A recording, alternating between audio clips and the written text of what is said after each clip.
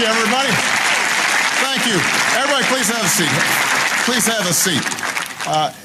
Well, it is good to be back in Tennessee.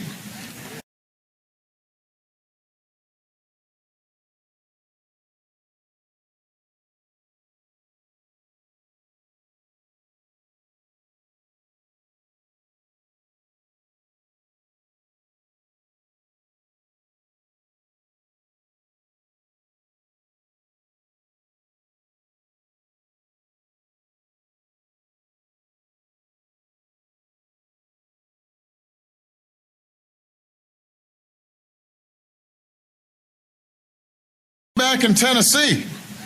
I hope you guys aren't getting tired of me. I've been coming around a lot lately because there's a lot of good stuff happening here.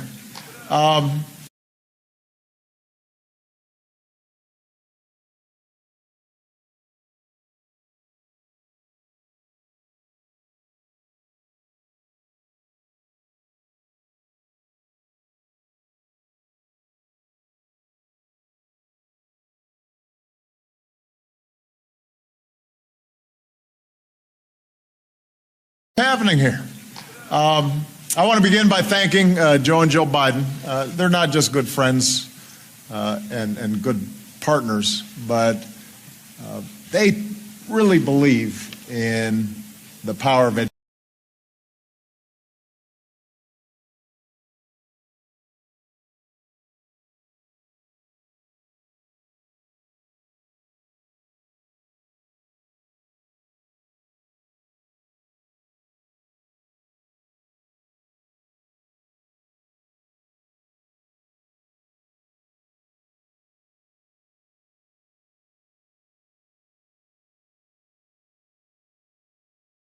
They really believe in the power of education, and they really believe in creating those kinds of ladders to opportunity that gave all three of us and Michelle the chances, the incredible.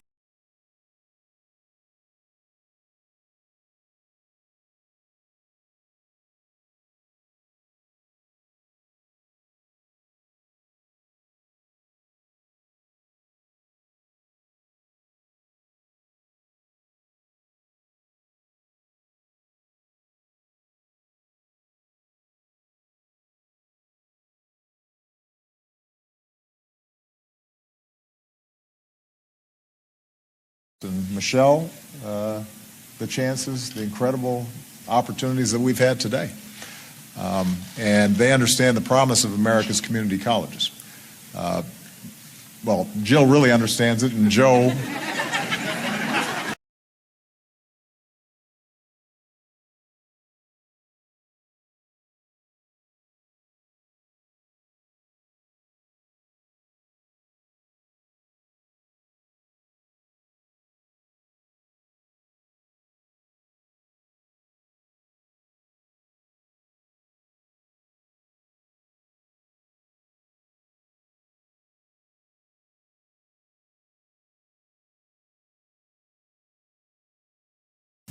well, Jill really understands it, and Joe, he doesn't really have a choice. But before I get into the reason that I'm here today, I want to begin by saying just a few words about the tragic events that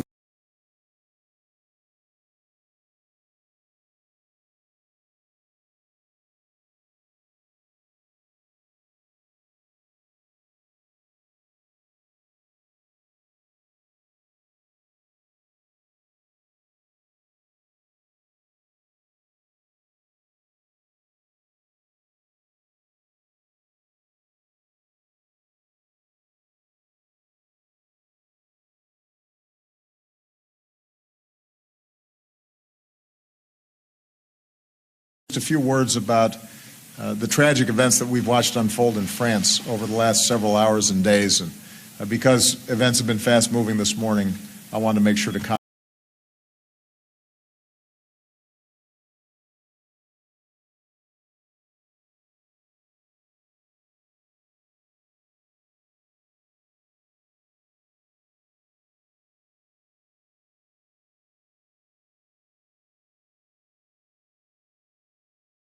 morning, I wanted to make sure to comment on them. I just spoke to my counterterrorism advisor. We have been in close touch with the French government throughout this tragedy. The moment that the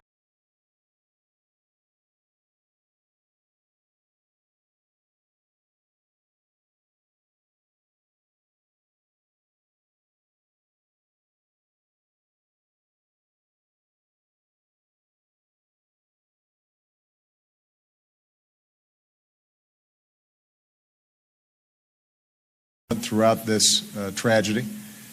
The moment that the outrageous attack took place, we directed all of our law enforcement and counterintelligence operations to provide whatever support that our ally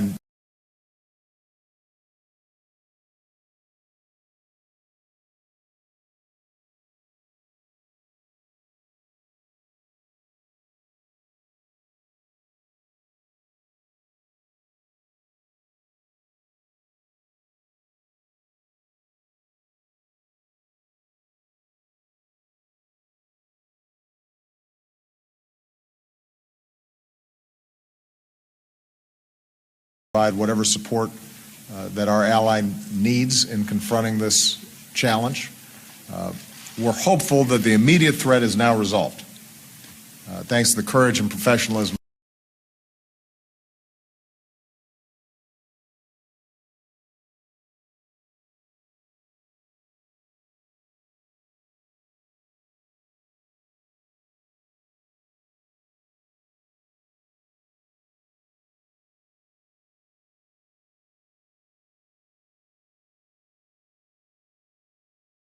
thanks to the courage and professionalism of the French personnel on the ground. But the French government continues to face the threat of terrorism and has to remain vigilant. The situation is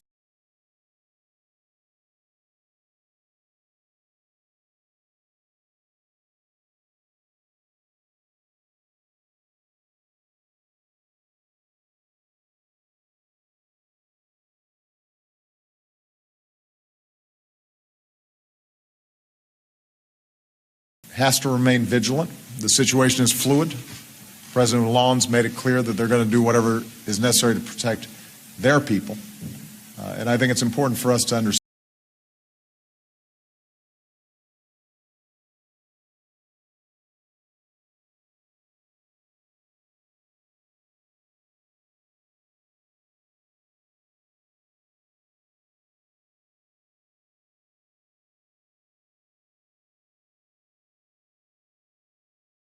And I think it's important for us to understand France is our oldest ally.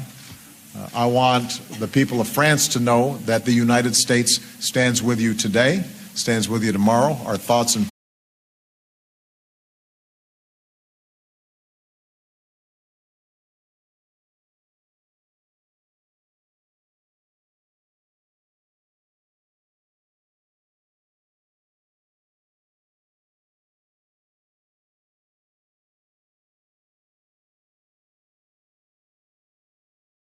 stands with you tomorrow. Our thoughts and prayers are with the families who've been directly impacted. We grieve with you. We fight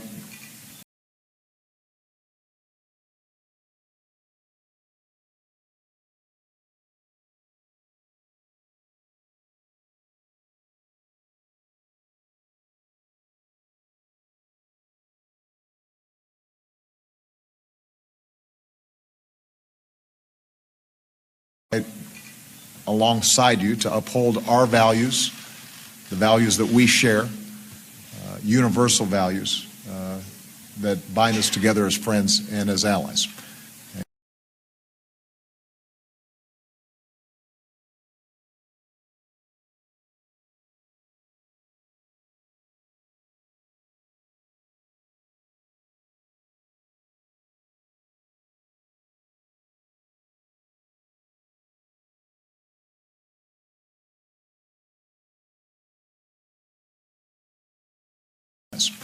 And in the streets of Paris, the world's seen once again what terrorists stand for. They have nothing to offer but hatred and human suffering. And we stand for freedom and hope.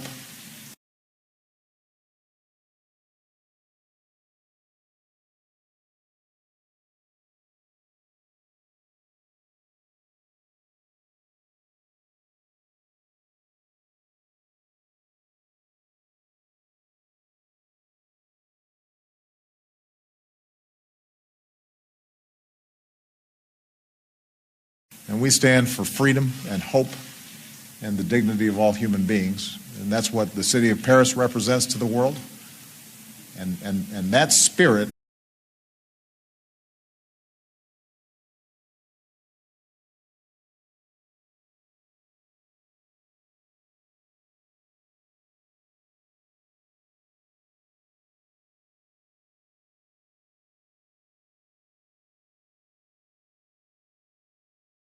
and that spirit will endure forever, long after the scourge of terrorism is banished from this world. So, yeah,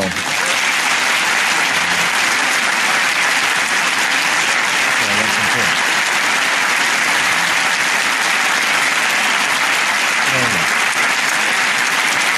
Now, I'm in Knoxville not only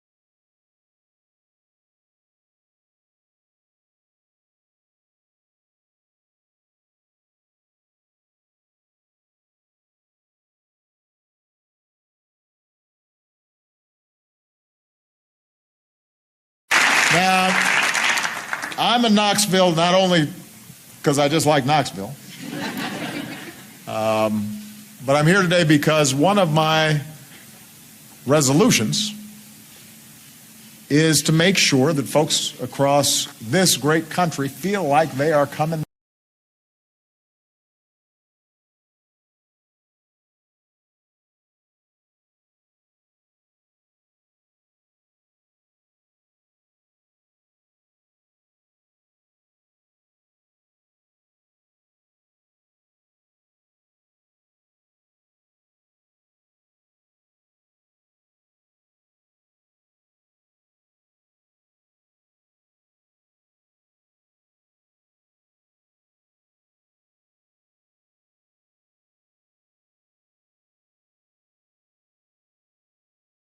great country feel like they are coming back.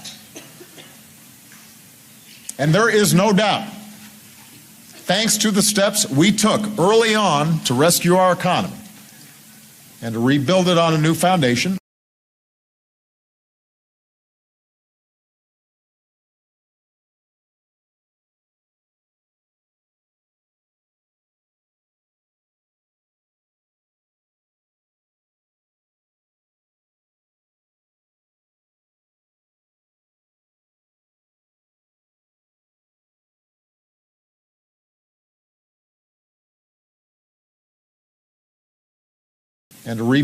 new foundation, America is coming back.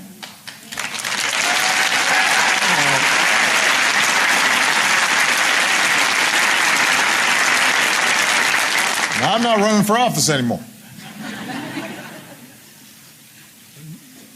So let me just present the facts. I promised that 2014 would be a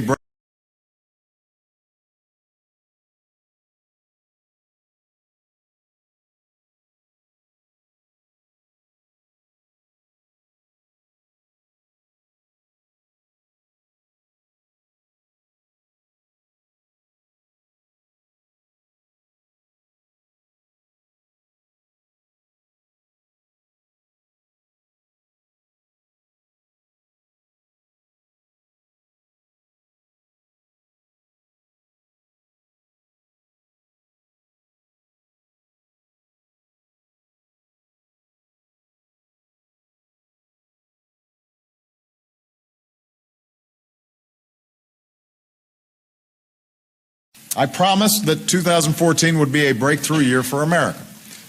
This morning, we got more evidence to back that up. In December, our businesses created 240,000 new jobs. Our unemployment rate fell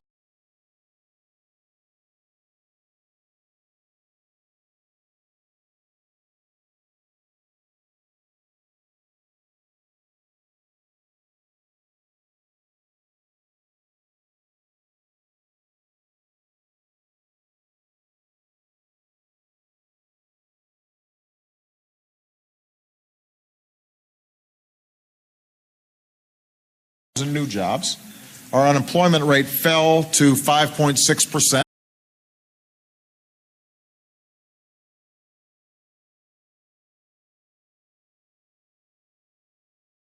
Longest year for job growth since the 1990s.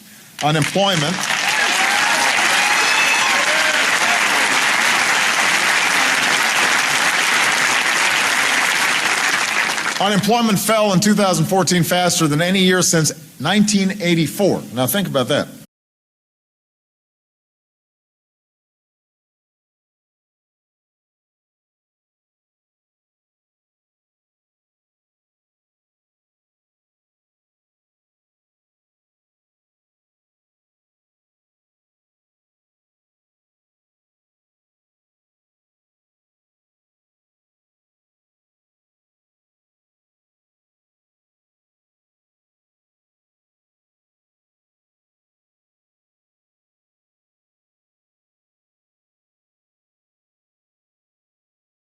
It's been 30 years since unemployment fell as fast as it did last year.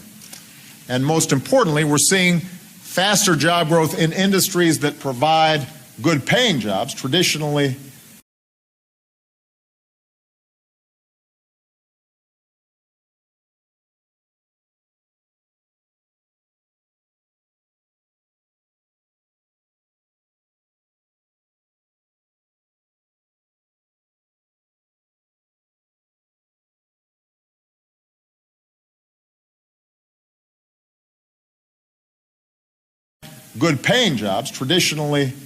middle-class jobs than anything else.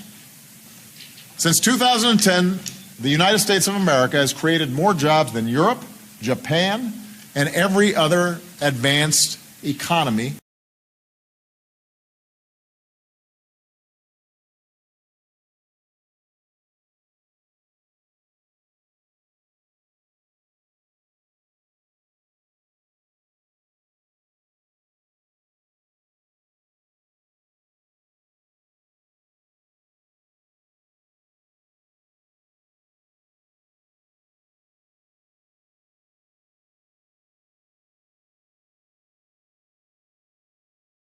And every other advanced economy combined.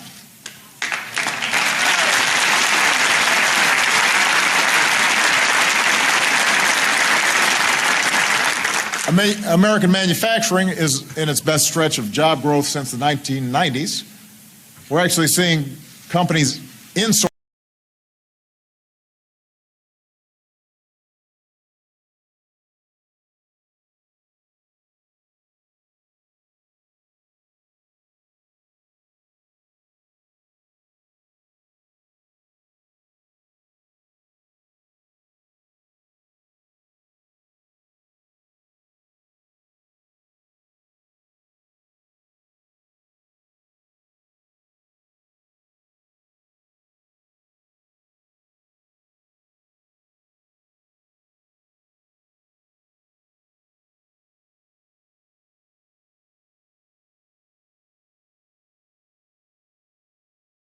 We're actually seeing companies insourcing instead of outsourcing. They're realizing we want to be here with American workers making American products.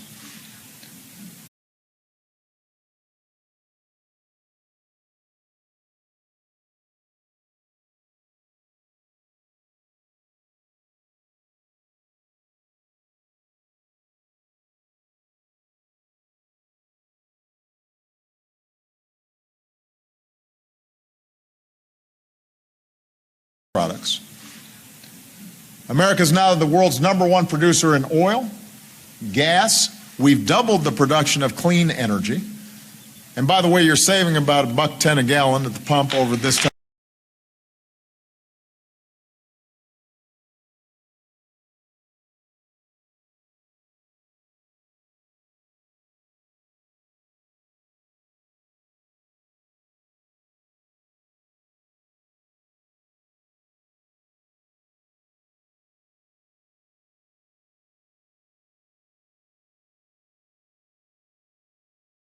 $1.10 a gallon at the pump over this time last year.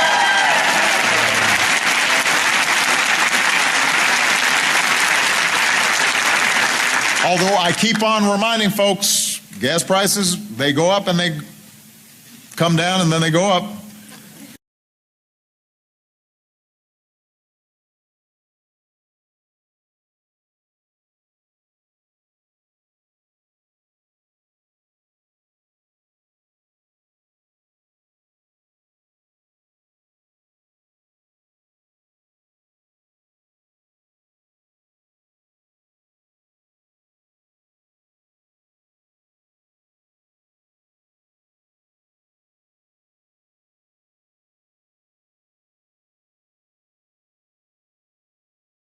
Come down and then they go up. So I just want everybody to know that you should enjoy this. Take the money you're saving, pay off the credit card or go.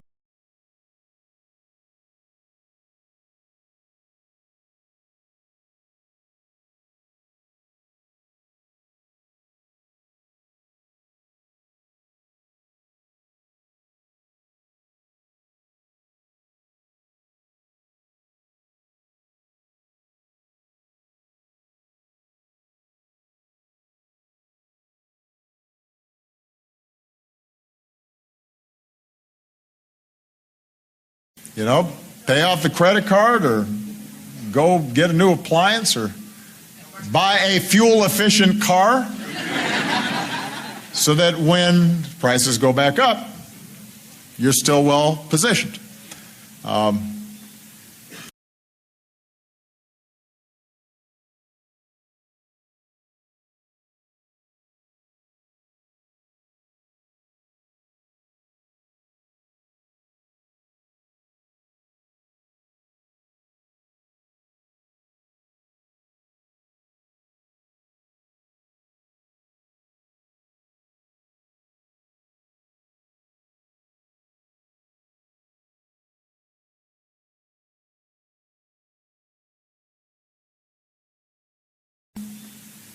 Thanks to the Affordable Care Act, about 10 million Americans have gained health insurance over the past year.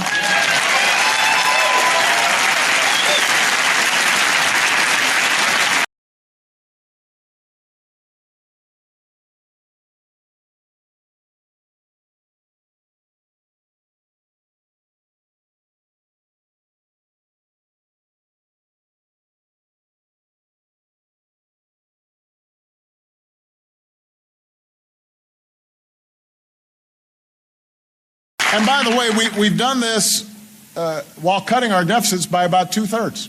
Everybody thinks that they did a survey. In every survey, they ask, is the deficit?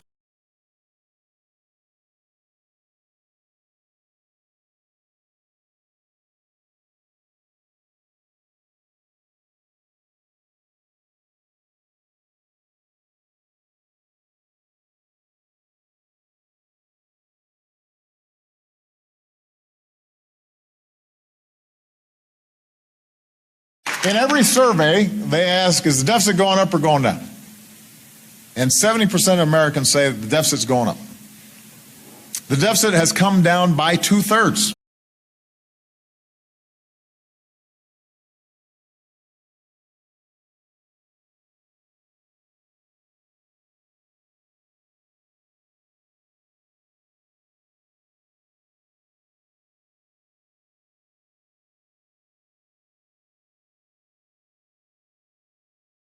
The deficit has come down by 2/3 since I took office. So,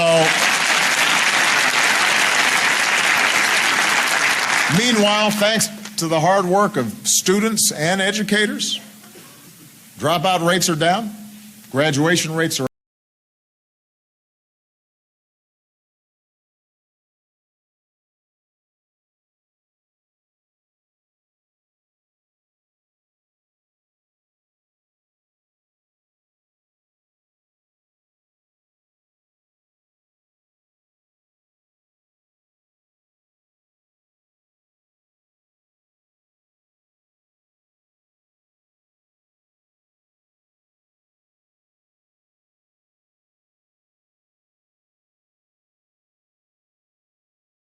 Dropout rates are down, graduation rates are up, And after 13 long years, our war in Afghanistan has come to a responsible end, and we've got more troops that were home.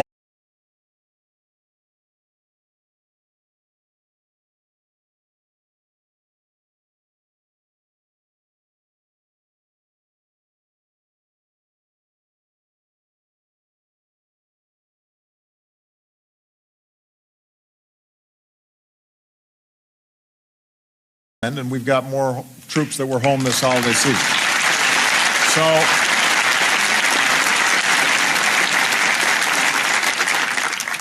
I say all this because these 6 years have demanded a lot of hard work and a lot of sacrifice on every.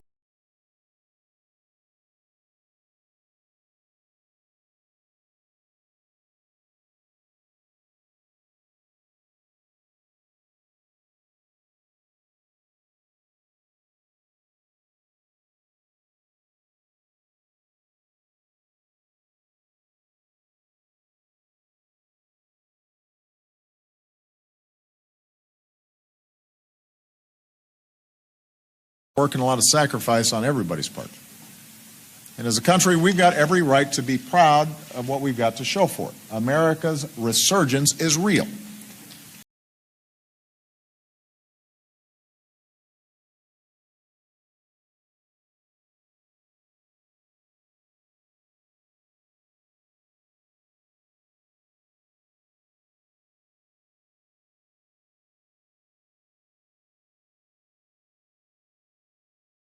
America's resurgence is real.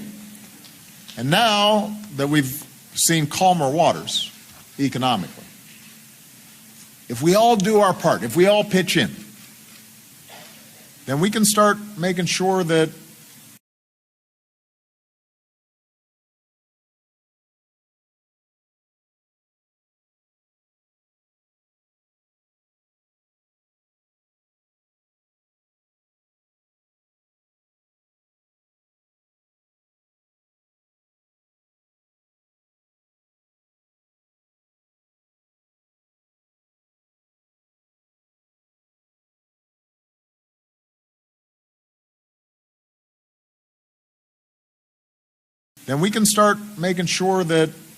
all boats are actually lifted again, and wages and incomes start rising again. And we can make sure that the middle class is the engine that powers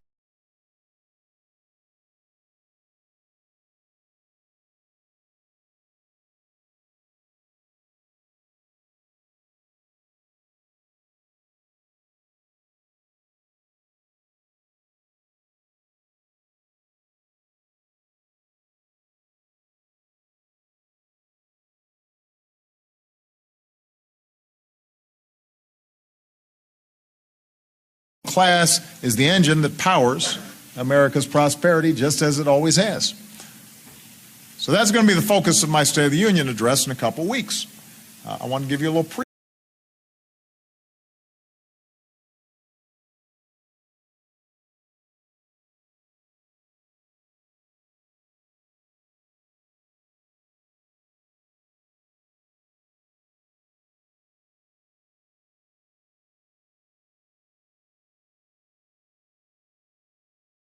weeks. I want to give you a little preview. Don't tell anybody I said this. I'm giving you the inside scoop. That's going to be the essence of my message. How do we build on the progress?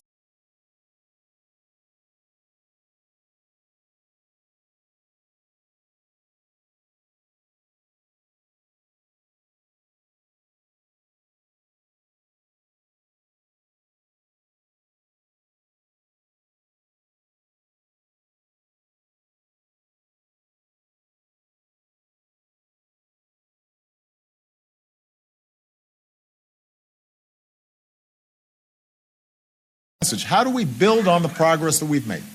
And I figured, why wait for the State of the Union? Why stand on formalities? Let's get the ball rolling right now.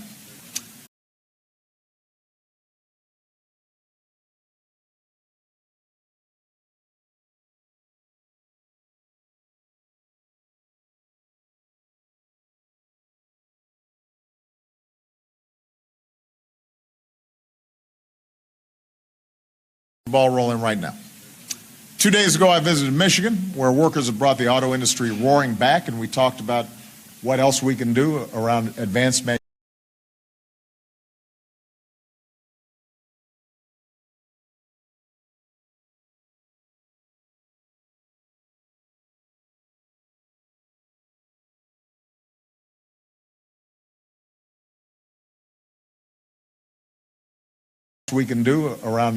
manufacturing.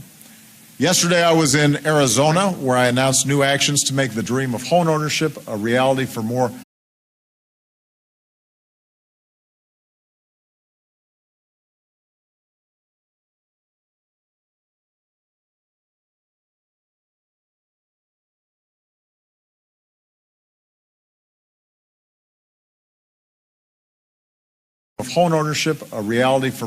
middle-class families.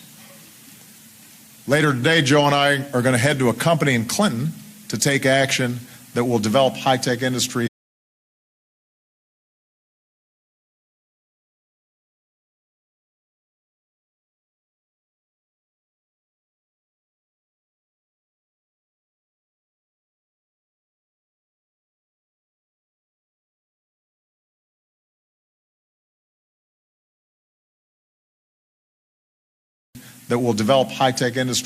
even further here in Tennessee.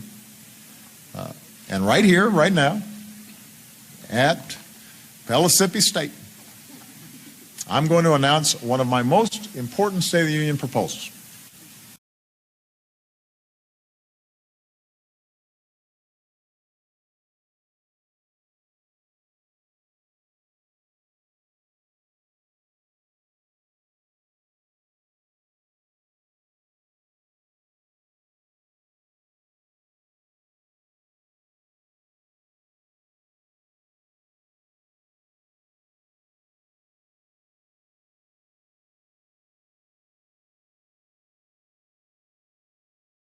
Important State of the Union proposals. And that's helping every American afford a higher education.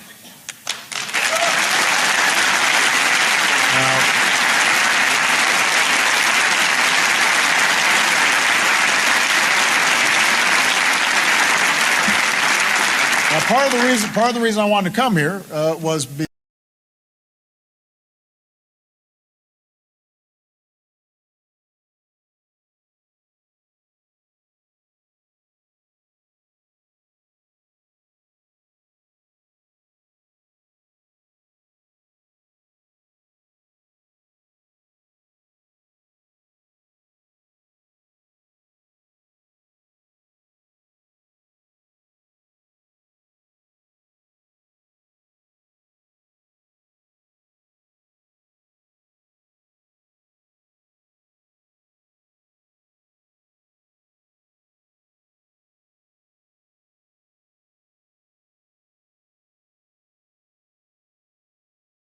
wanted to come here was because Tennessee is at the forefront of doing some really smart stuff, and we've got some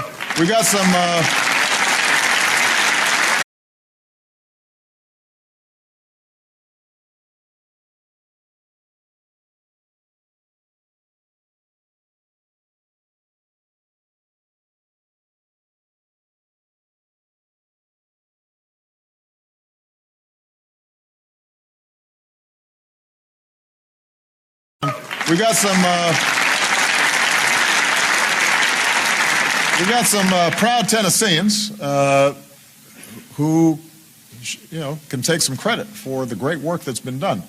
First, your governor, Bill Haslam, who's here.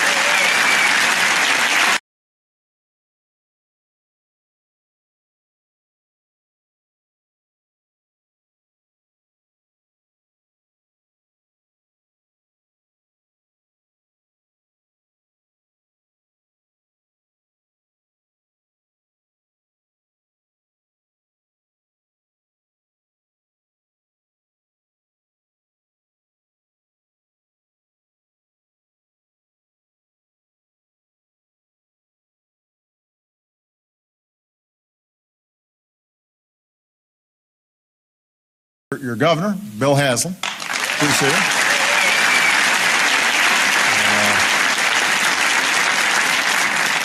your two very fine senators. You got Bob Corker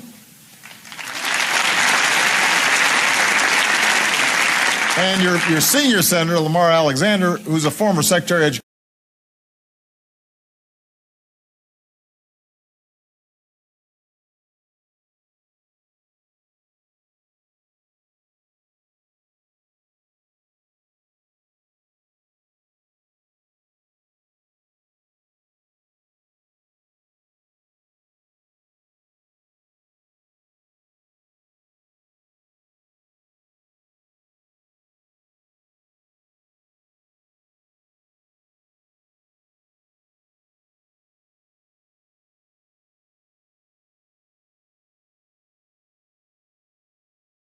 Alexander, who's a former Secretary of Education himself, so he knows a little bit about this.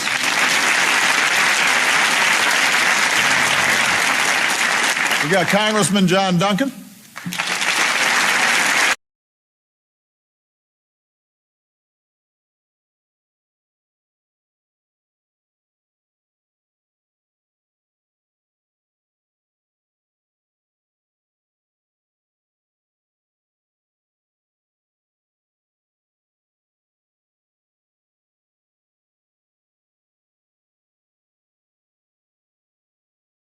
Your mayor, Madeleine Ruggiero.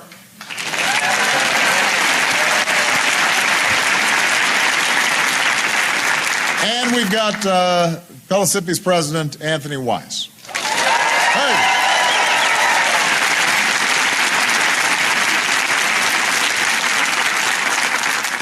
And we've got all of you. Now, Joe already and Jill both already touched on these themes, but let me just.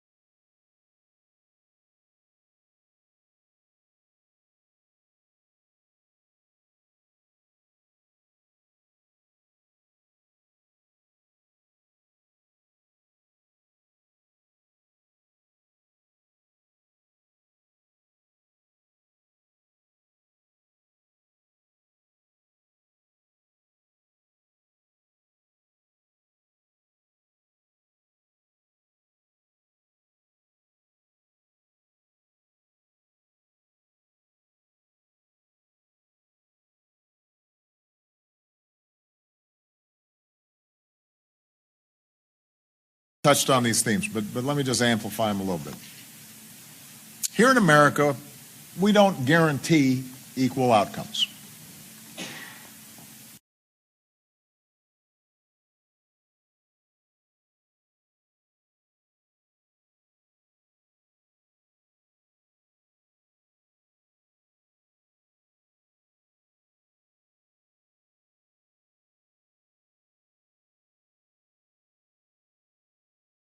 Some folks work harder, some folks don't. Some folks take advantage of opportunities, some folks don't. Some people have good luck, some people have bad luck, and things don't.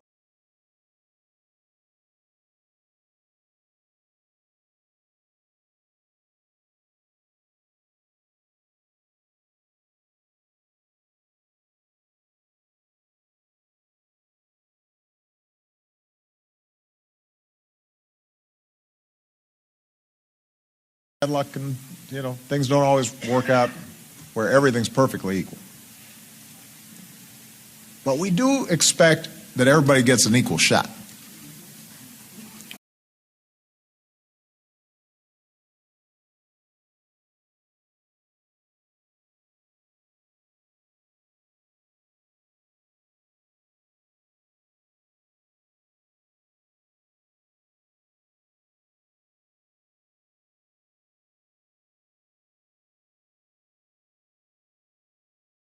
Shot.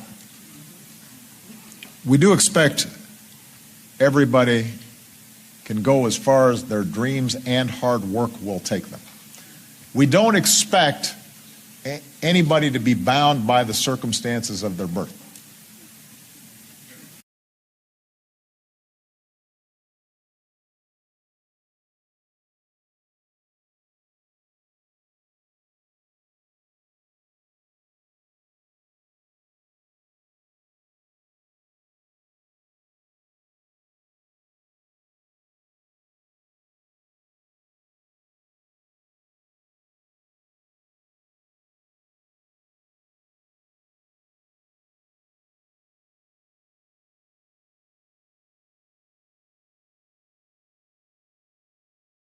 of their birth.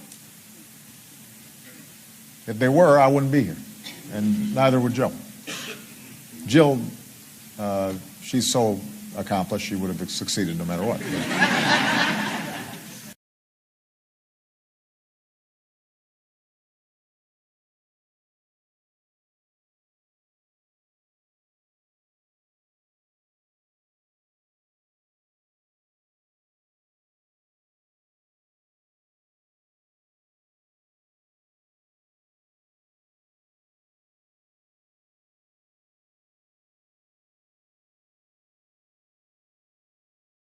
But we expect everybody to get a fair shot. And in exchange, we do our fair share. That's the basic bargain at the heart of this country. If you work hard, you can get ahead.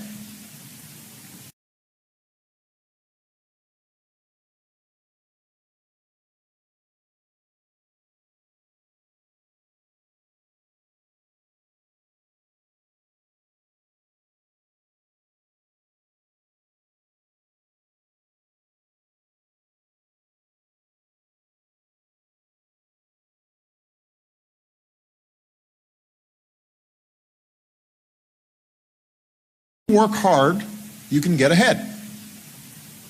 It shouldn't matter what your last name is or what we look like or what family we were born into or how we worship.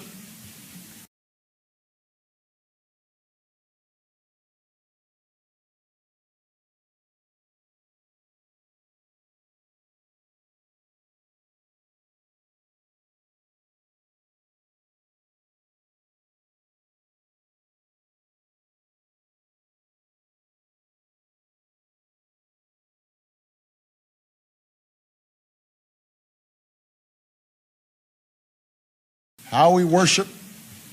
What matters is effort and merit. That's the promise of America. And the way we deliver on that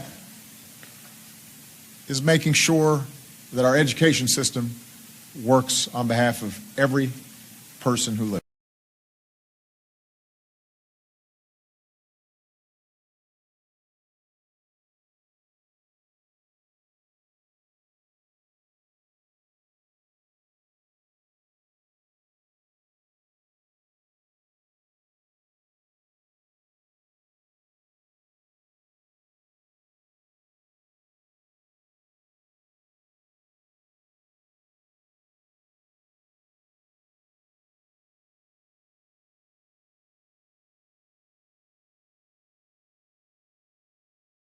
Works on behalf of every person who lives here. America thrived in the 20th century, in large part because we made high school the norm.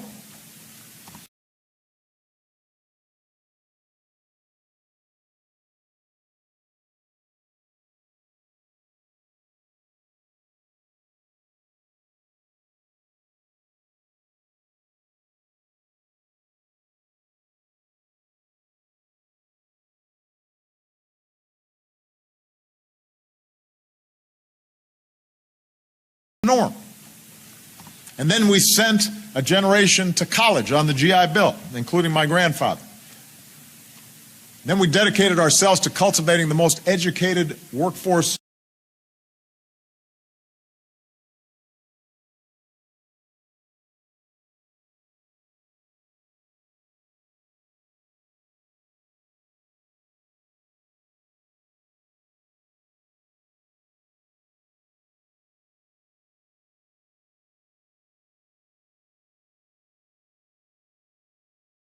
Cultivating the most educated workforce in the world. And we invested in what's one of the crown jewels of this country, and that's our higher education system.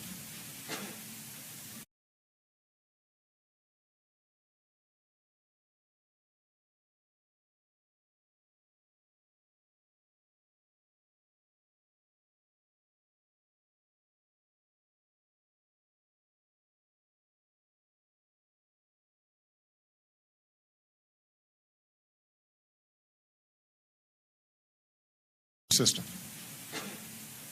And then dating back to Abraham Lincoln, we invested in land-grant colleges. We understood that this was a hallmark of America, this investment in education.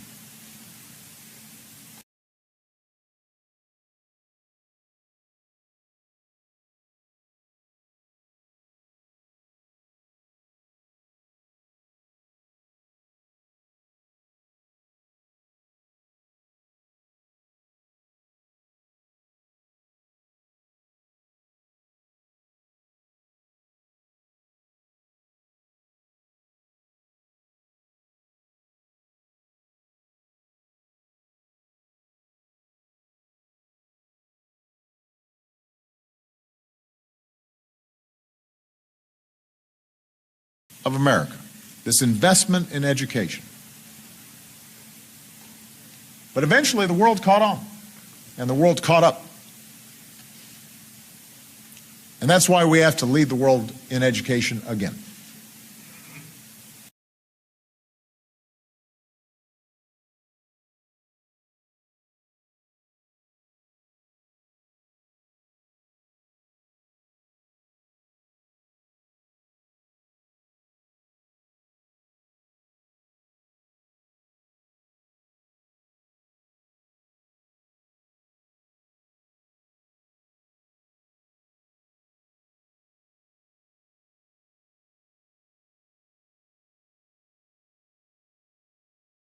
In education again.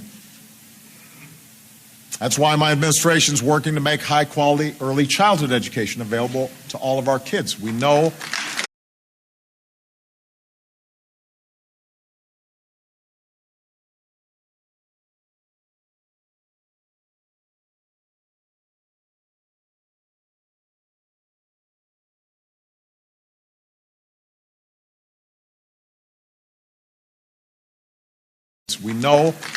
if we invest in them early, it pays dividends on the back end. That's why we're working to bring high-speed broadband to 99% of America's students within the next 4 years.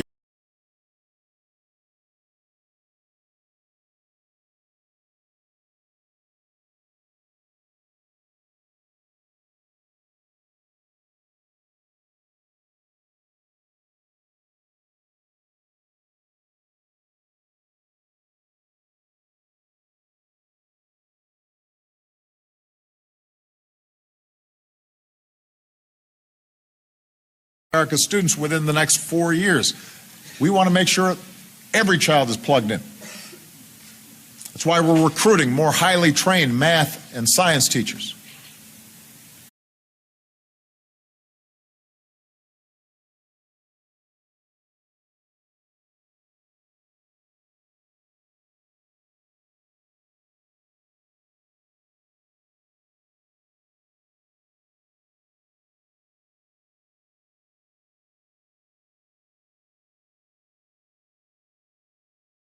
Train math and science teachers.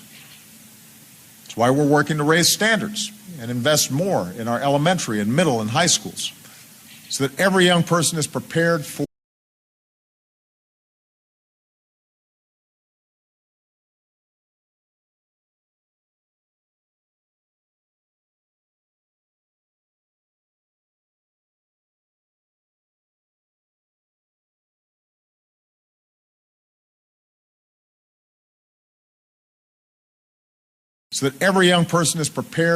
a competitive world.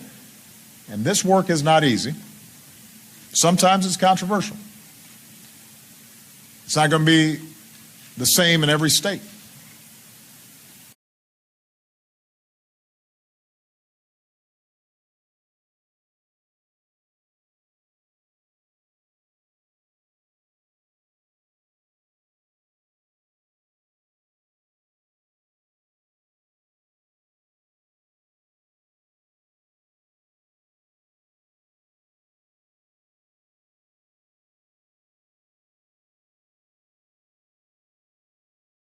The same in every state.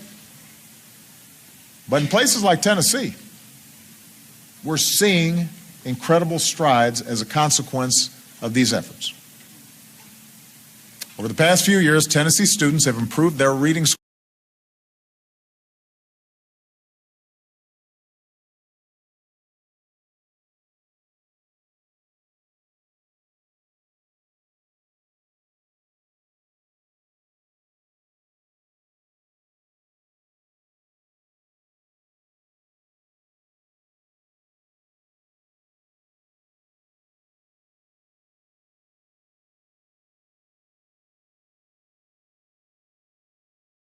Students have improved their reading scores and math scores more than any other state in the country.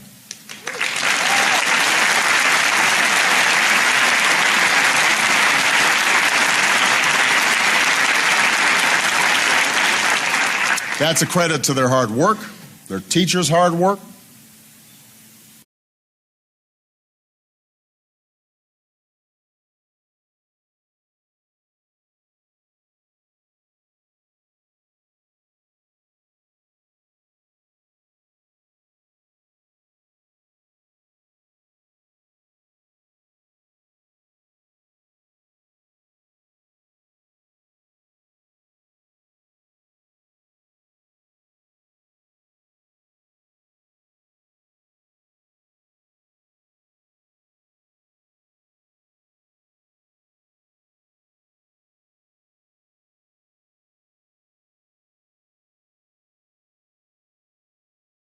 teachers' hard work, Governor Haslam's hard work, leaders from both parties. It's been a bipartisan effort. Every Tennessean should be proud of that.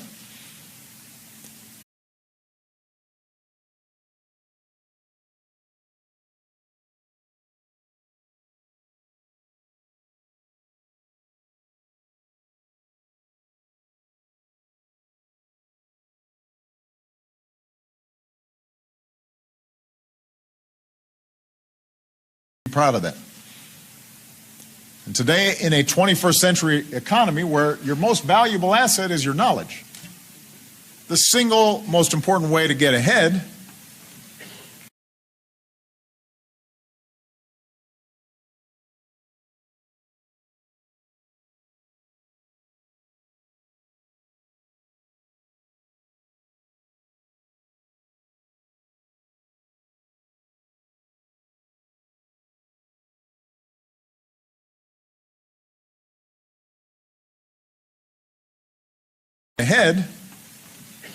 is not just to get a high school education. You've got to get some higher education.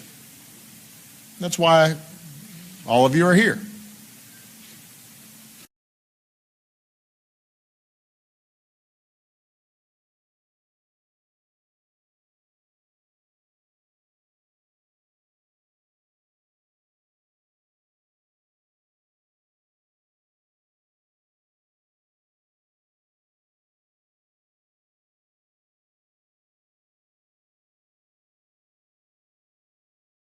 Now, the value of an education is not purely instrumental.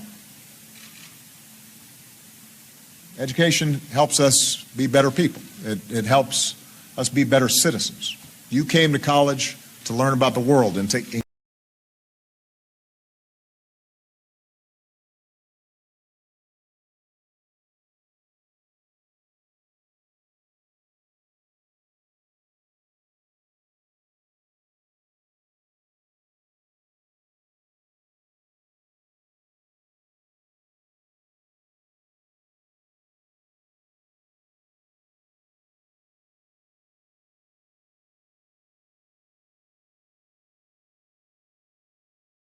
college to learn about the world and to engage with new ideas and to discover the things you're passionate about. And maybe have a little fun.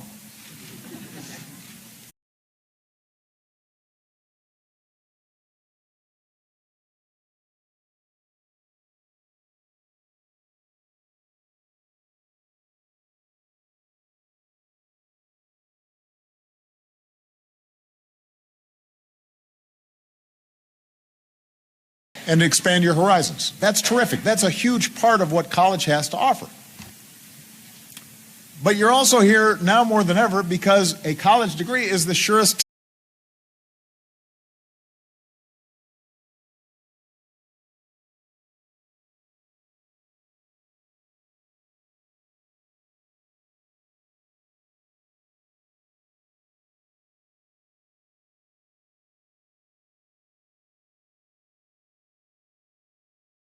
because a college degree is the surest ticket to the middle class. It is the key to getting a good job that pays a good income and to provide you the security where even if you don't have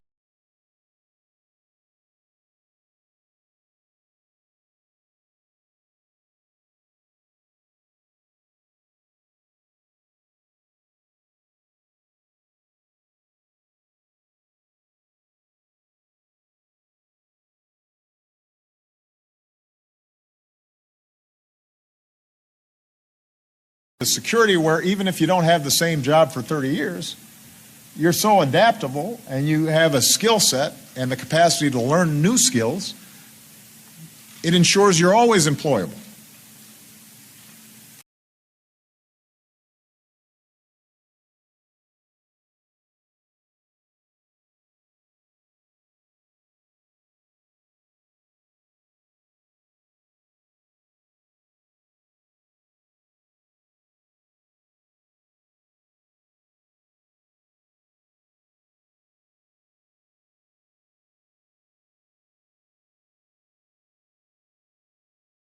It ensures you're always employable. And that is the key, not just for individual Americans, that's the key for this whole country's ability to compete in the global economy.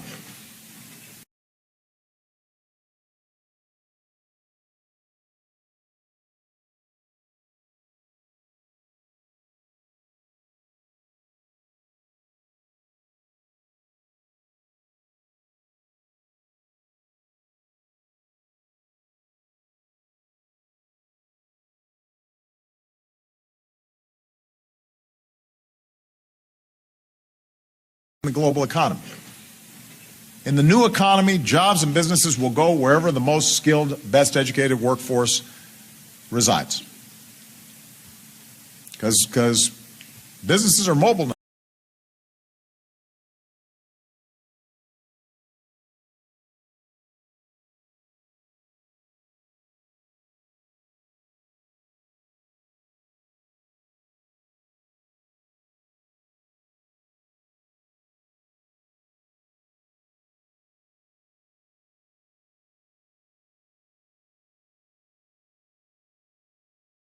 Because businesses are mobile now. Technology means they can locate anywhere, and where they have the most educated, most adaptable, most nimble workforce,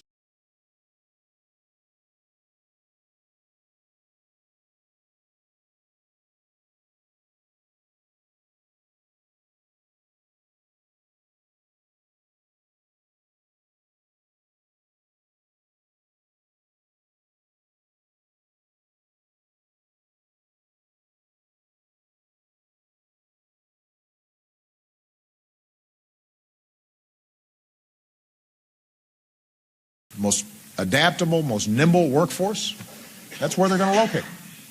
And I want them to look no further than the United States of America. I want them coming right here. I want those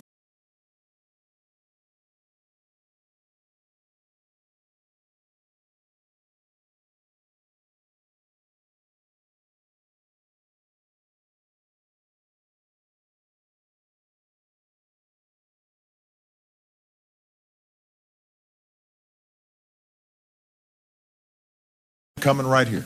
I want those businesses here, and I want the American people to be able to get those businesses, or get those jobs that those businesses create.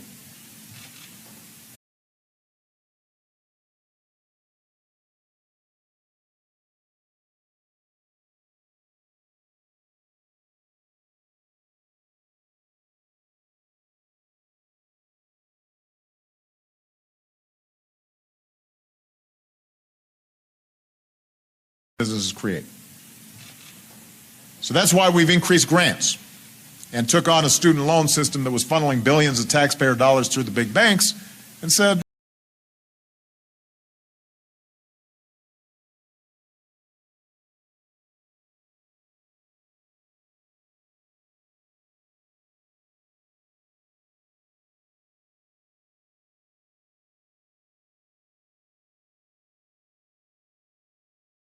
dollars through the big banks and said, let's cut out the middleman, let's give them directly to students instead, we can help more students.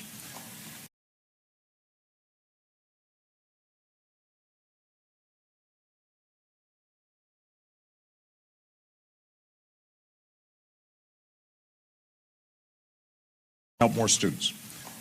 We've increased scholarships. We've cut taxes for people paying tuition. We've let students cap their federal student loan payments at 10% of income.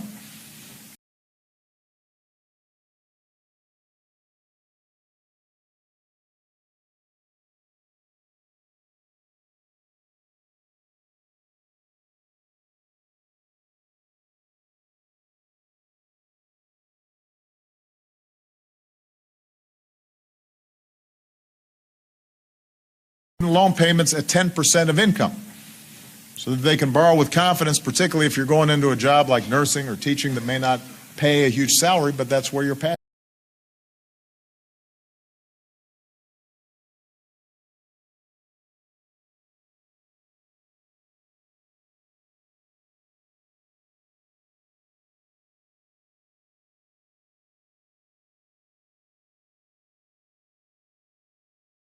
Pay a huge salary, but that's where your passions are.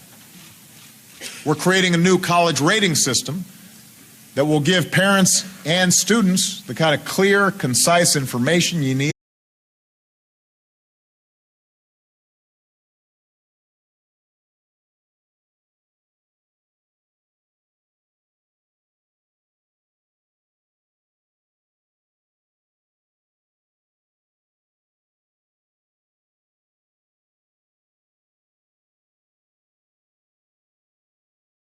Clear, concise information you need to shop around for a school with the best value for you. And gives us capacity to recognize schools that offer a great education at a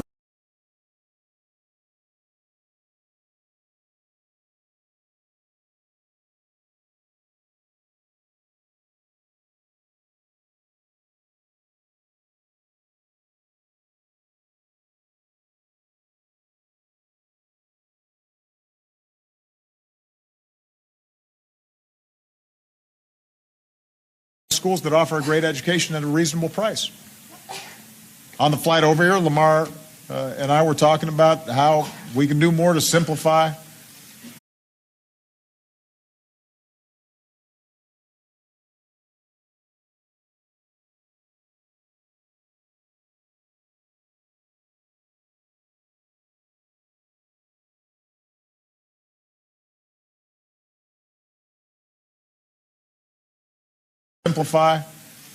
the application process for federal student loans, which is still too complicated.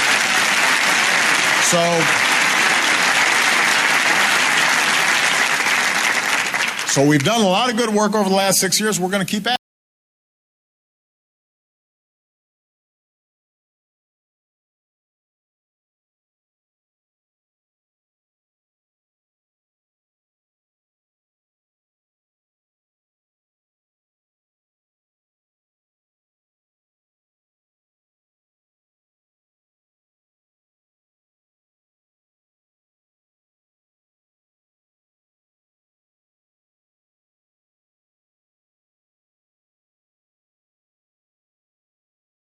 Last 6 years, we're going to keep at it. But today, I want to focus on a centerpiece of my education agenda, and that's the community colleges, like this one.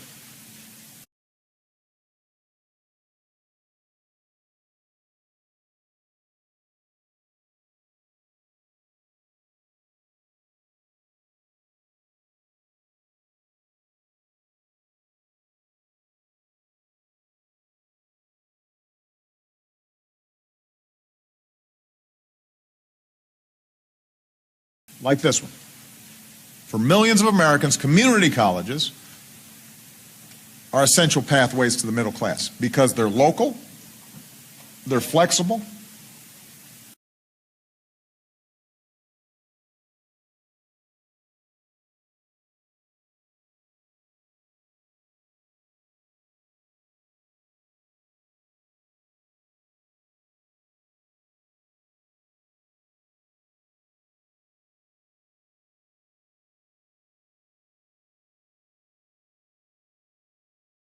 they're flexible, they work for people who work full-time, they work for parents who have to raise kids full-time, they work for folks who've gone as far as their skills will take them and want to earn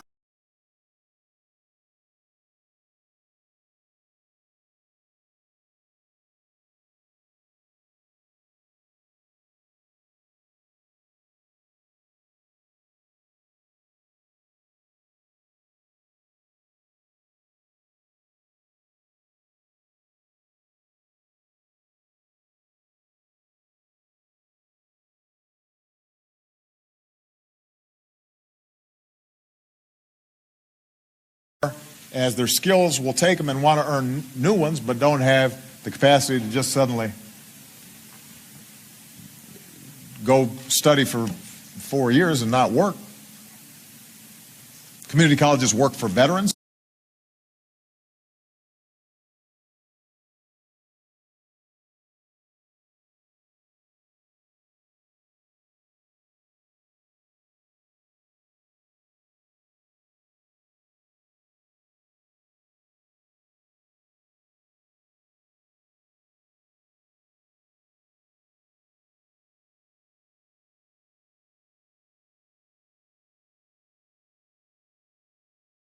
Community colleges work for veterans transitioning back into civilian life. Whether you're the first in your family to go to college or coming back to school after many years away,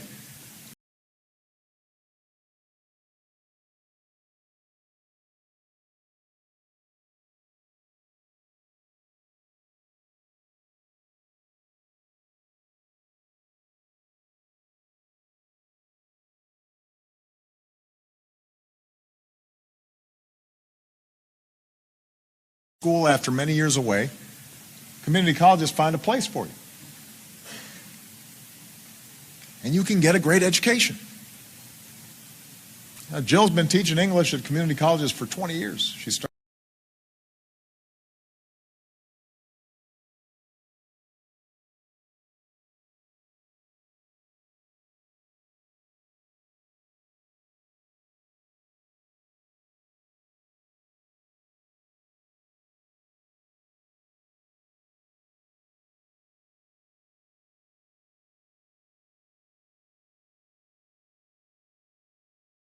community colleges for 20 years. She started when she was like 15. And she's still full-time.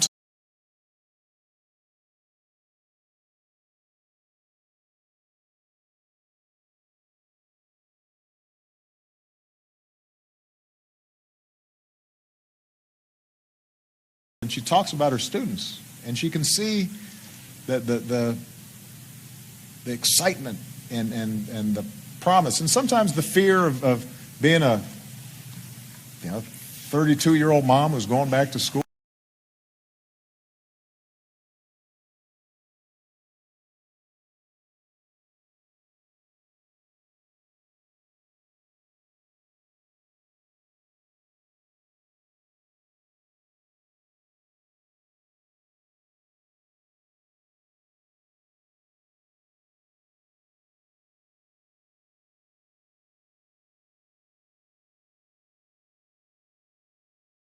You know, 32-year-old mom who's going back to school and never finished the degree that she'd started, and life got in the way, and now she's coming back, and suddenly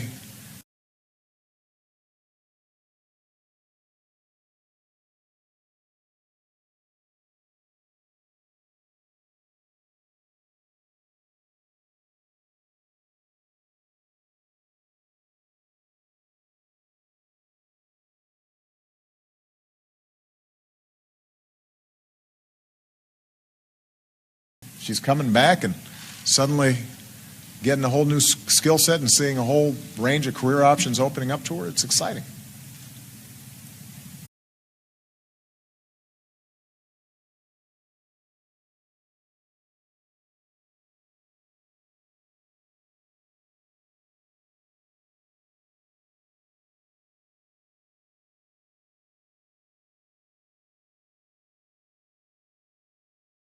And that's what community colleges are all about. The idea that no one with drive and discipline should be left out, should be locked out of opportunity. And certainly that nobody with that drive and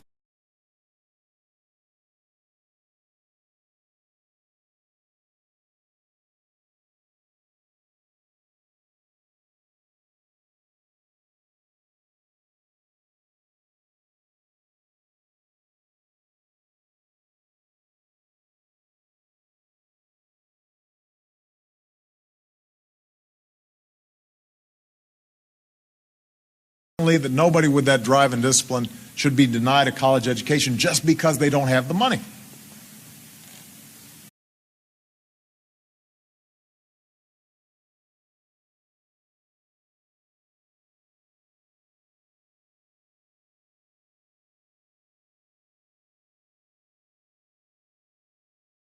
Every American, whether they're young or just young at heart, should be able to earn the skills and education necessary to compete and win in the 21st century economy.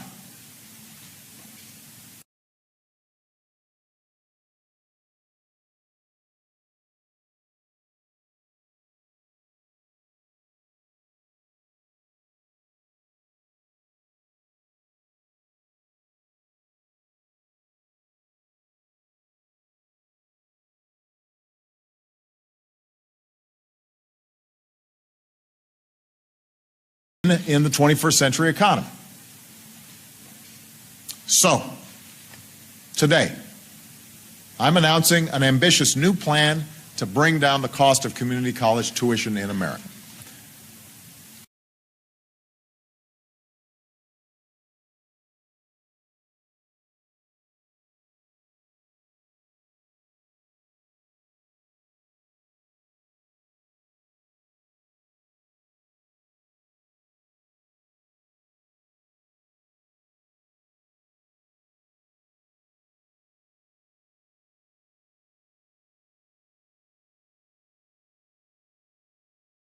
Tuition in America.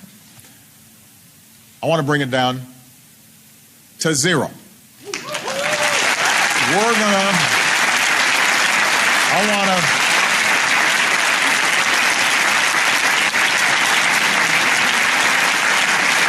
I want to make it free.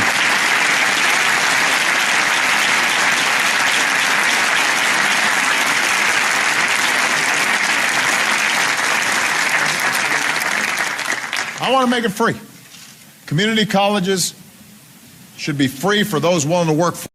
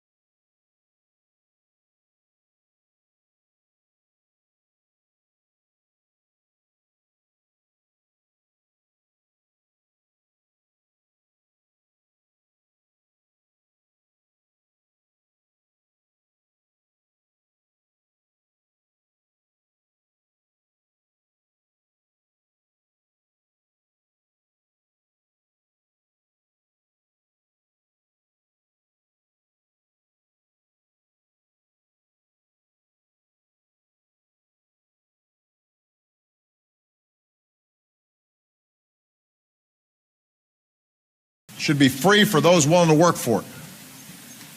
Because in America, a quality education cannot be a privilege that is reserved for a few.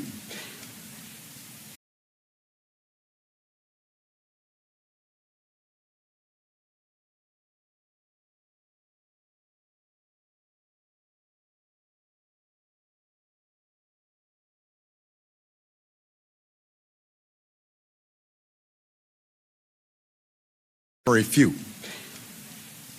I think it's a right for everybody who's willing to work for it. Now, the good news is you already do something like this in Tennessee. You call it Tennessee Promise.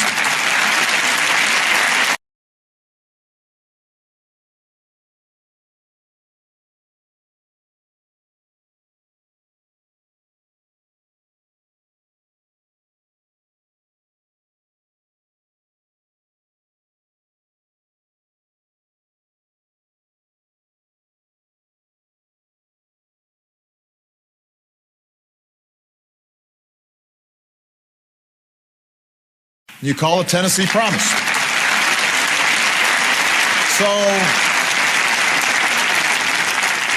So you call it Tennessee Promise, and we thought, why not just build on what works? So we're going to call it America's College.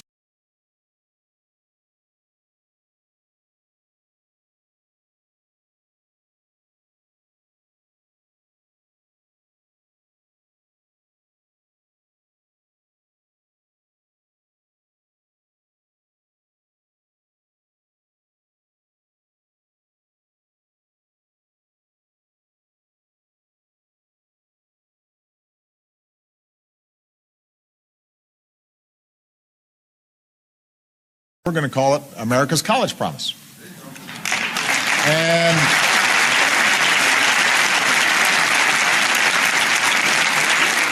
And the concept is simple. America's College Promise will make 2 years of community college free to responsible students who are willing.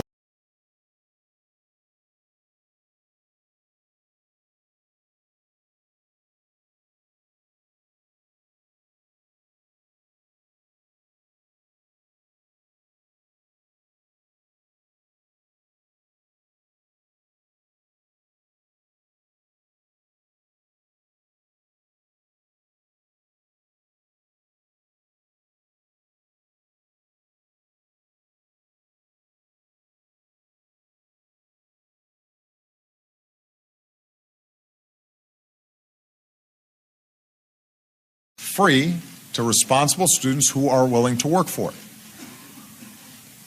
Now, I want to underscore that last clause, everybody who's working hard for it.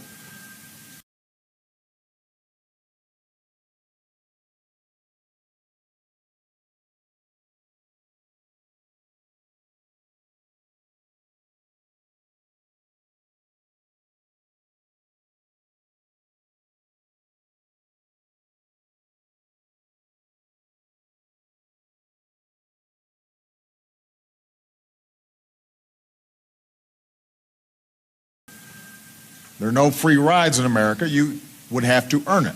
Students would have to do their part by keeping their grades up. Colleges would have to do their part by offering.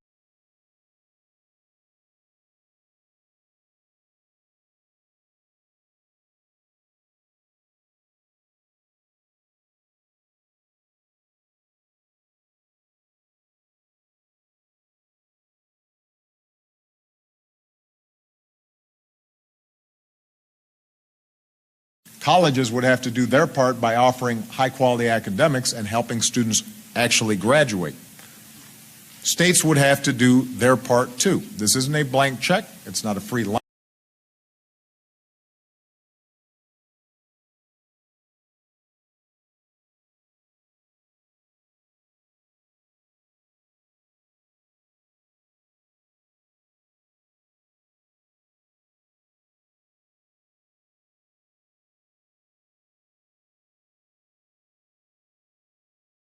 This isn't a blank check. It's not a free lunch. But for those willing to do the work, and for states and local communities that want to be a part of this, it can be a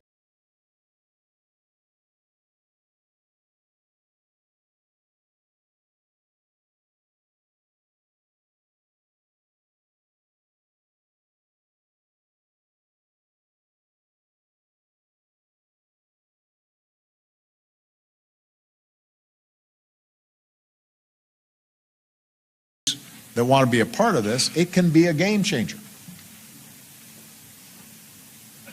Think about it. Students who started at community colleges during those 2 years and then go on to a 4-year institution, they essentially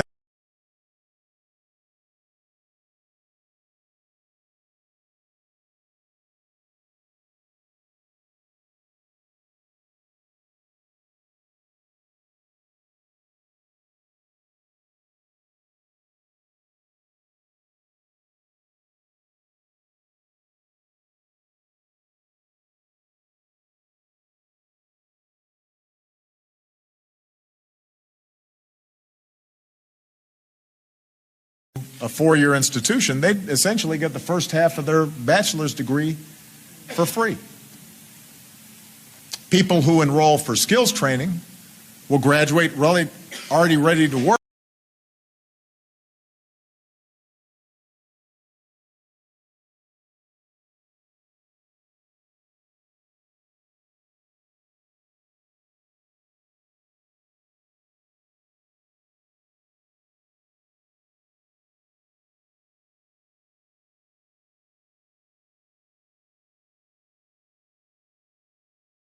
Will graduate really already ready to work, and they won't have a pile of student debt. 2 years of college will become as free and universal as high school is today.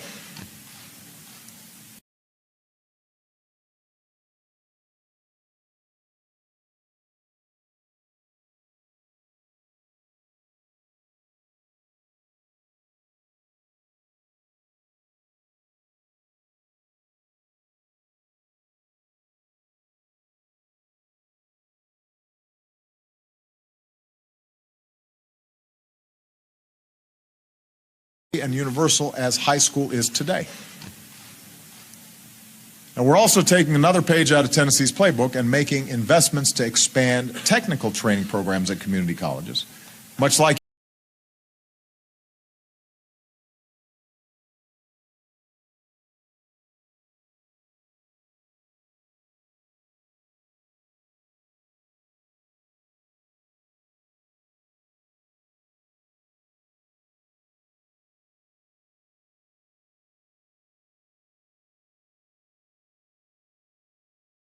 programs at community colleges, much like you do through your 27 colleges of applied technology.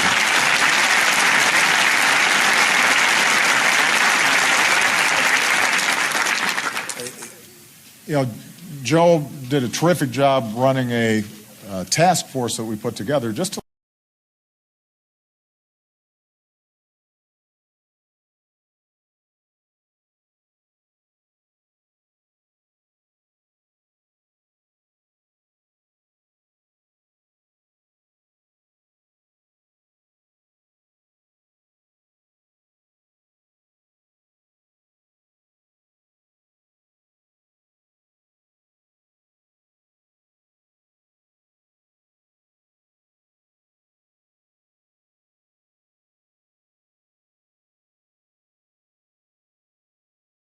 a task force that we put together just to look at the job training and technical training systems all around the country. And at a time when jobs are changing and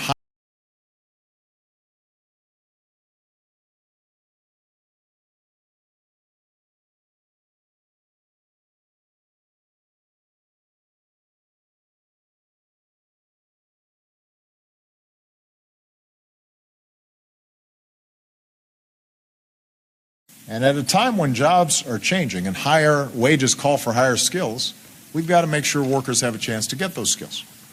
We want young people to graduate with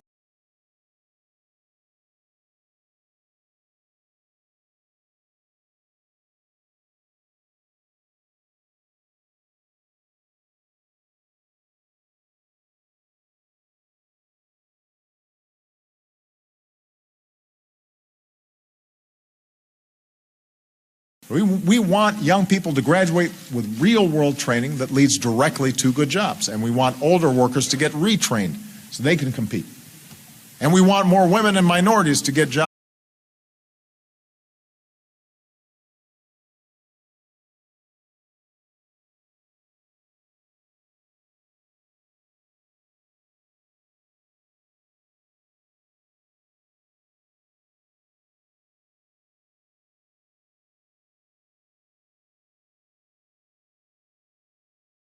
We want more women and minorities to get jobs in fields that traditionally they've been left out of, like science and technology and engineering and math. And we want to connect community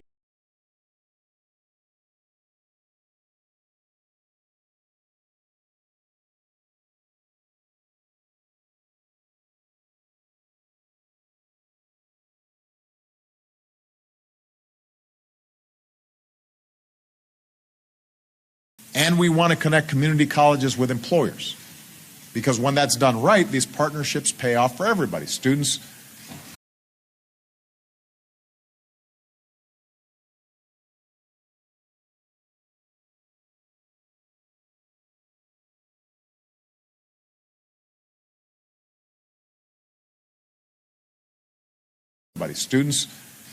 learn on the job, employers get access to talent, colleges get help designing courses that actually prepare people for the workplace.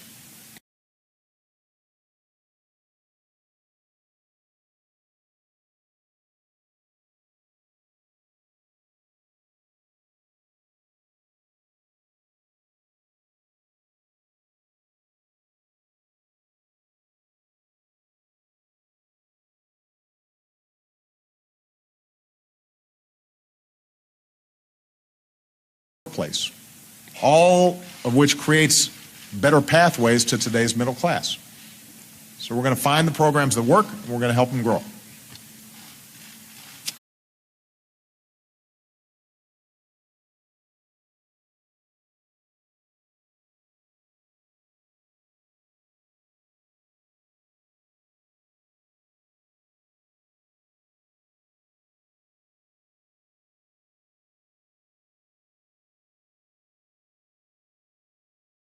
Now, in a few weeks, I'm going to send to Congress my plan for free community college.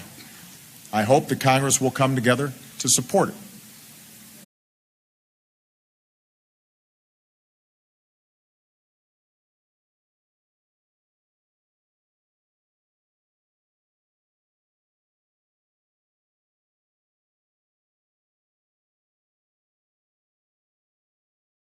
To support it. Because opening the doors of higher education shouldn't be a Democratic issue or a Republican issue. This is an American issue. Governor Haslam is a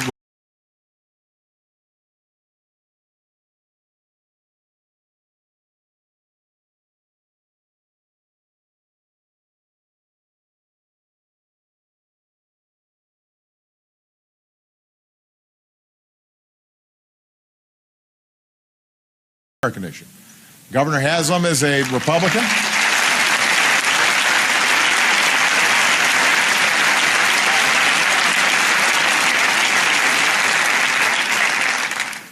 Governor Haslam's a Republican, and thanks to his leadership last year, Democrats and Republicans came together and made Tennessee the first state in decades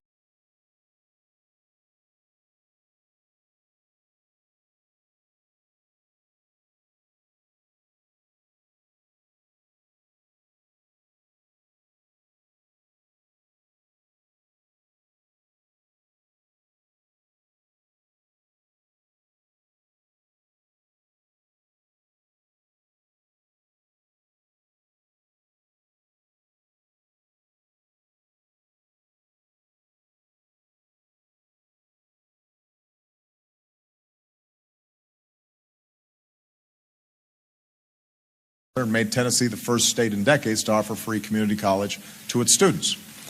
Meanwhile, up in my hometown of Chicago,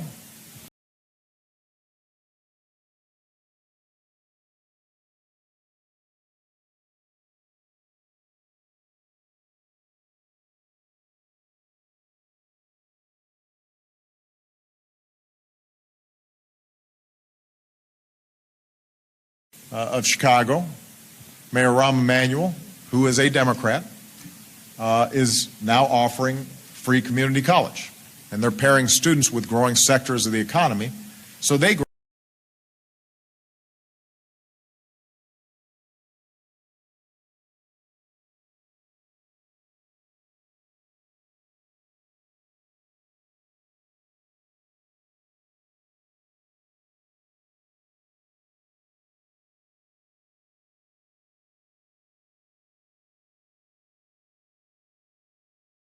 growing sectors of the economy, so they graduate with good jobs.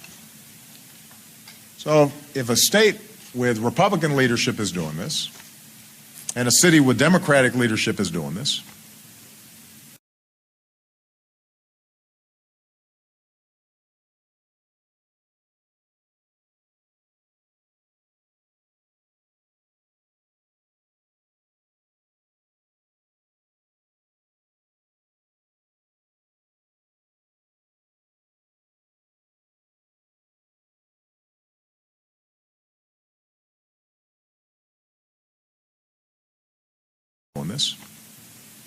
then how about we all do it?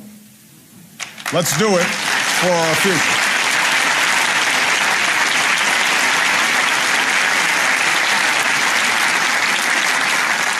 And as I said before, there are a bunch of good bipartisan ideas out there. A few days ago,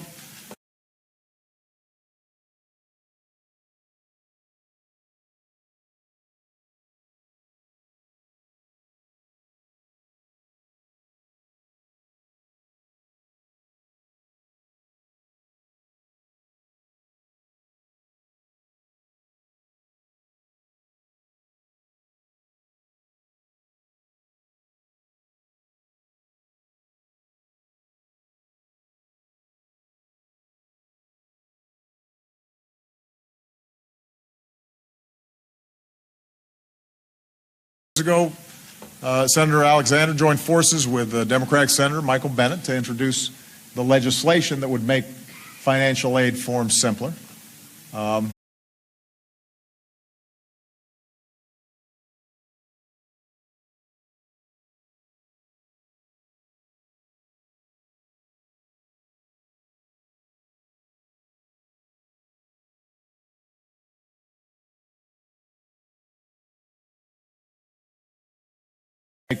financial aid form simpler. I noticed a lot of people applauded because it's been a while since I filled it out, but I understand there's more than 100 questions.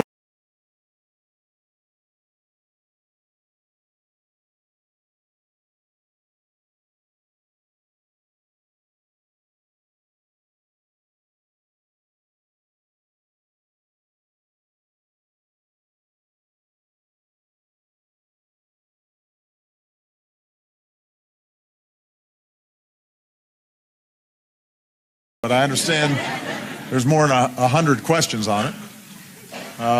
It just shouldn't be that hard to apply for aid for college. And so I've committed to working with Senator Alexander. Let's shrink it down.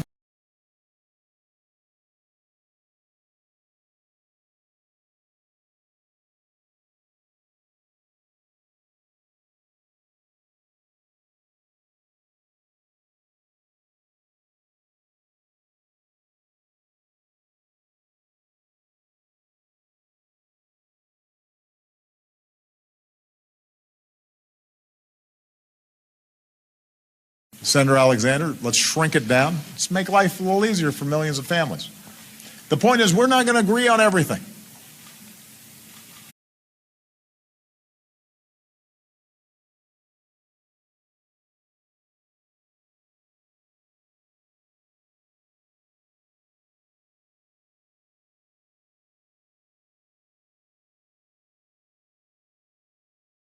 Everything. But simplifying that form, that's something we should be able to agree on. Let's get that done this year.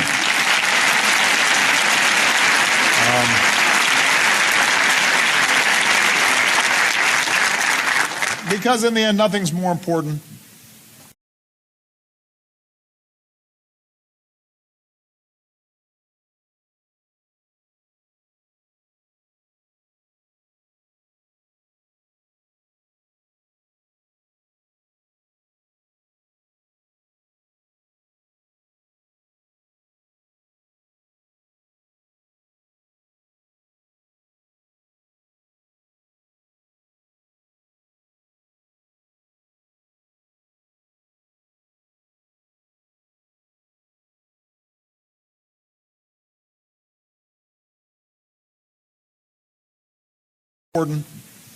to our country than you, our people. That's our asset.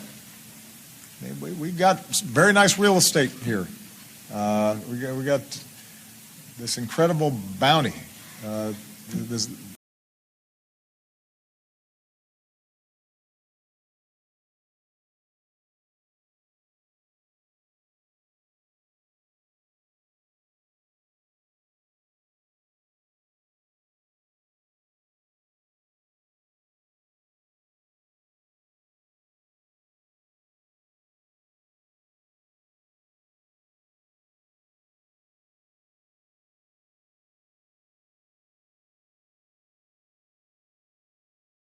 This incredible bounty, the God-given resources that we enjoy in this country.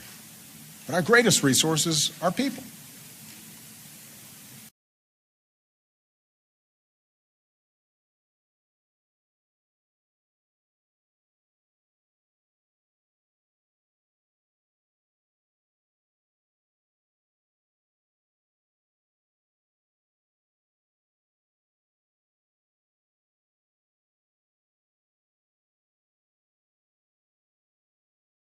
And I want to say to the students here and the staff and faculty how proud I am of what you guys are doing.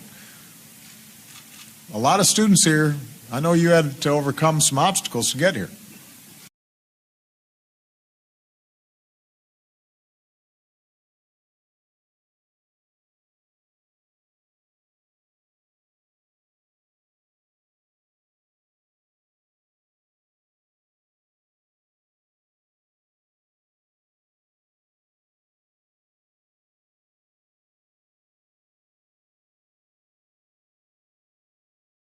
Overcome some obstacles to get here. Many of you are the first in your families to go to college. Some of you are working full-time while you're going to school.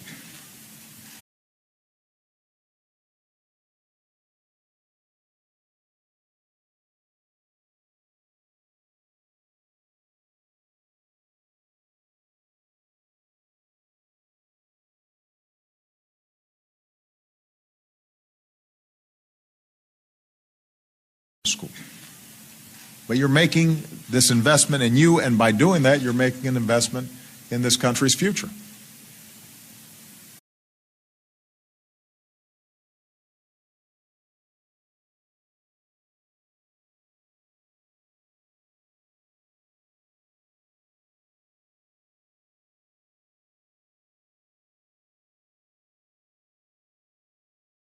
And I just want to use one person's story as an example.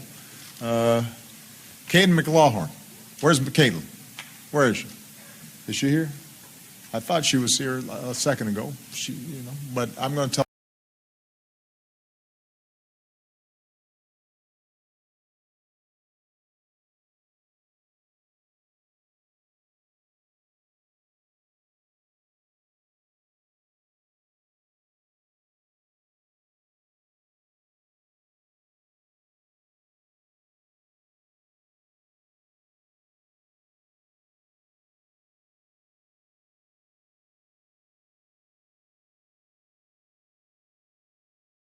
Second ago, but I'm going to tell her story anyway.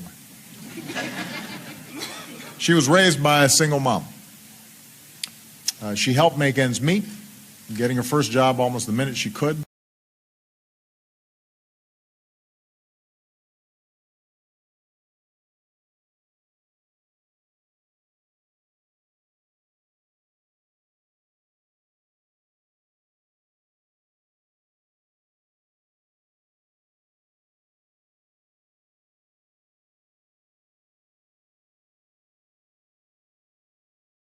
Job almost the minute she could, 2 days after her 16th birthday.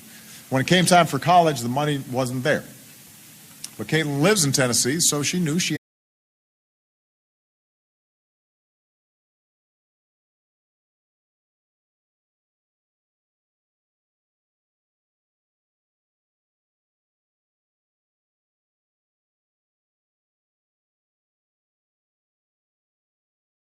But Caitlin lives in Tennessee, so she knew she had a great free option. She completed 2 years at this institution. Now she's a senior at Maryville College.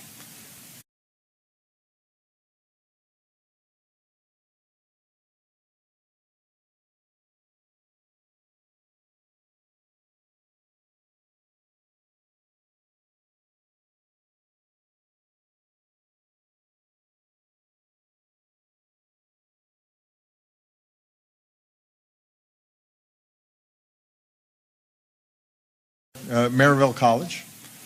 She's working full-time, just like she has since her first day of college. And Caitlin says, a lot of people like me got discouraged.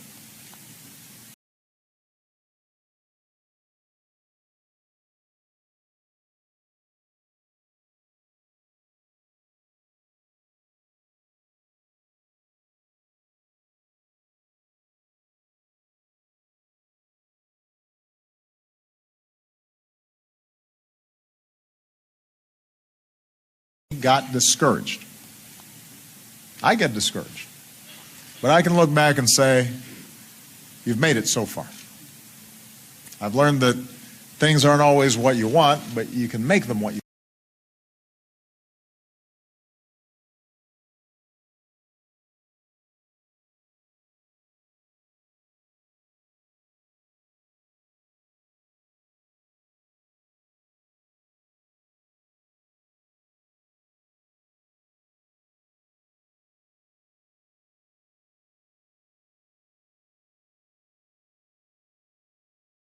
you want, but you can make them what you want.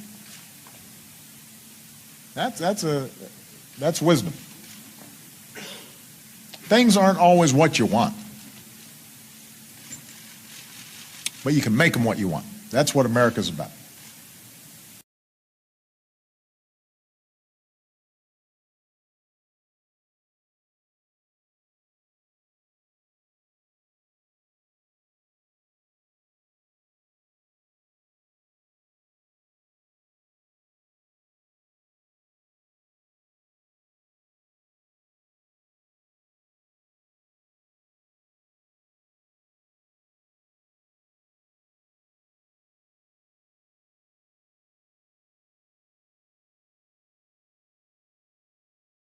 That's what America's about. We can make of our lives what we will. And there are going to be bumps, and there are going to be challenges, and we've come through some very hard times.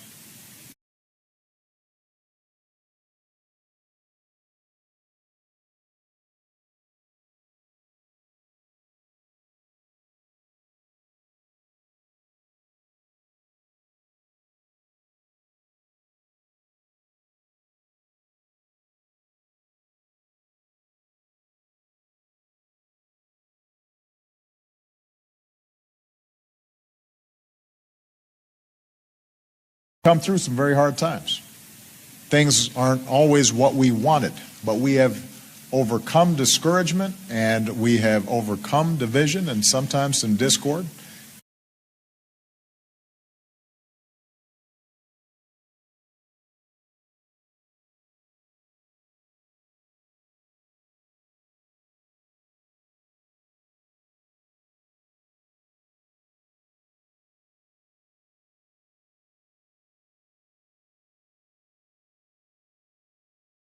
Some discord, and we don't give up. We get up, we fight back, we come back stronger than before. Thanks to the hard work of the American people, the United States of America is coming.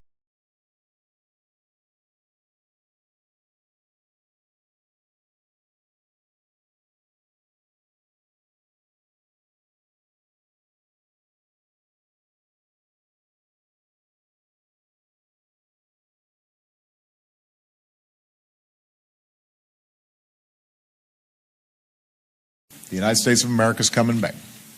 And I've never been as confident as I've in my entire life that we're going to make of our future what we want of it. Thanks to you.